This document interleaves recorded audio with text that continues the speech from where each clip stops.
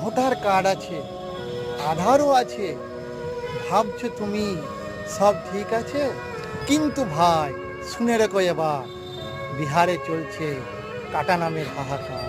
শুধু এই দুই কাগজে হবে না কখনো কাজ, তাই চাই জন্ম সনদ আর স্কুলের নাম। আজ যার নেই প্রমাণ তার নেই ঠাঁই, ভোটার তালিকা থেকে নামটা যায় উড়াই। আজ যদি ওদের, কাল যদি আমাদের।